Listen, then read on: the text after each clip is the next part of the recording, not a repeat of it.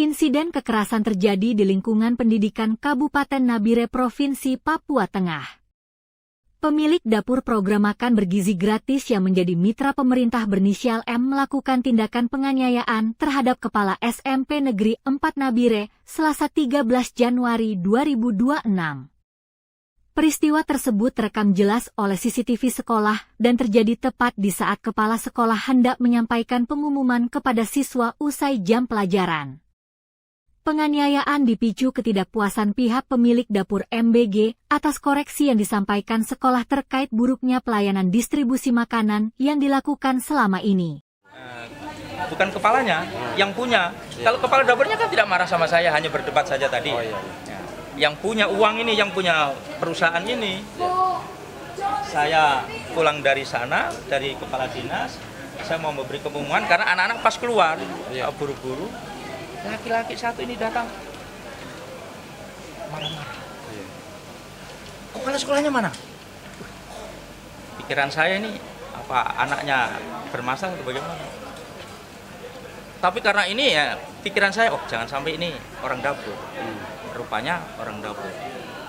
Tahu saya kepala sekolahnya, langsung saya dicekik begini. Begitu mau dipukul, teman-teman, kan memang sebelum mau memukul saya itu kan sebelum mencekik saya kan sudah berdebat dulu. Saya bilang sabar dulu, saya mau beri pengumuman kepada anak-anak. Itu dia tidak mau sabar, langsung dicekik saya. Dia mau berusaha untuk memukul. Sayang, seharusnya bisa diperbaiki. Betul, Pak. Tapi dengan seperti ini saya pun tidak akan mau menerima.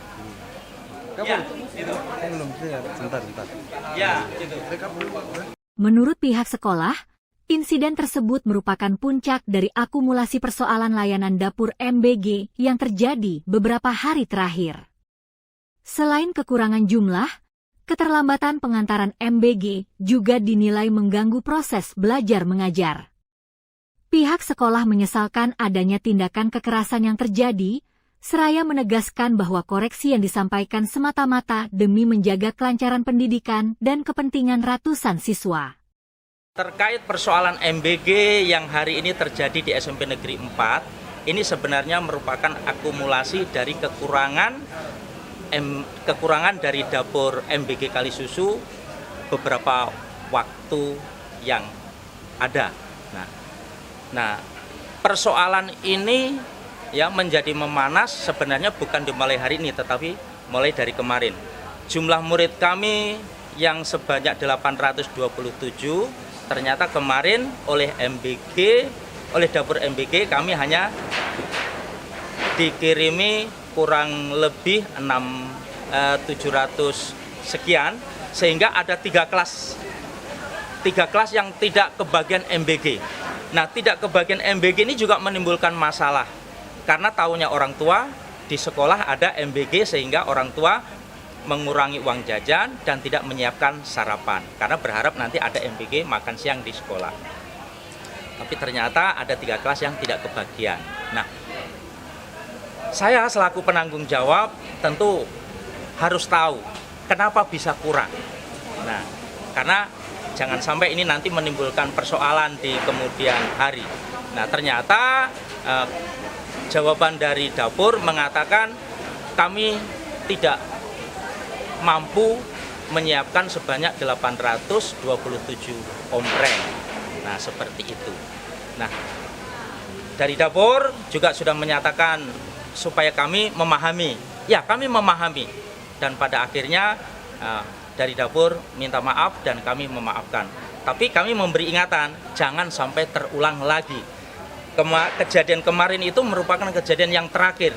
Apapun pelayanannya, bentuk pelayanannya, jangan sampai ada kekurangan. Nah, di akhir diskusi kami itu kepala dapur minta jadwal supaya nanti pengantaran MBG ini tidak terlambat. Karena kami hari Senin sampai hari Kamis itu mempunyai jadwal yang berbeda dengan Jumat dan Sabtu. Hari Senin sampai Kamis itu kami pulangnya jam 1:30. Di situ ada 2 jam istirahat. 2 jam istirahat itu, jam istirahat pertama 30 menit, jam istirahat keduanya 40 menit. kami memang sengaja membuat jam istirahat 40 menit itu kami proyeksikan untuk menikmati MBG. Nah, itu. Tapi ternyata hari ini makanan bukan diantar pada jam sebelum kami istirahat, diantarnya sekitar jam 12. Kami sudah siap-siap masuk untuk kembali belajar karena selesai istirahat jam kedua itu masih ada 4 jam pelajaran. Ini yang harus kami amankan. Makanya ketika MBG-nya terlambat, otomatis makannya anak-anak juga terlambat. Kalau makannya anak-anak terlambat, jam pelajaran kami terganggu. Ini yang kami tidak nyaman. Ya. Nah, saya sebagai penanggung jawab, saya mengatakan, saya bertanya kepada kepala dapur, ini kalau begini terus nanti bagaimana? Kan tidak bisa. Kami merasa terganggu kalau akibat keterlambatan pengantaran MBG. Dan ini tidak bisa terus-menerus terjadi. Rupanya komplain saya ini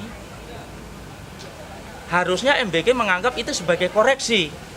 Ada upaya perbaikan ke depannya. Tapi malah menantang kami. Kalau memang merasa tidak nyaman dengan dapur kami, silahkan mencari dapur lain, pindah di dapur lain. Pernyataan ini yang saya tidak bisa terima.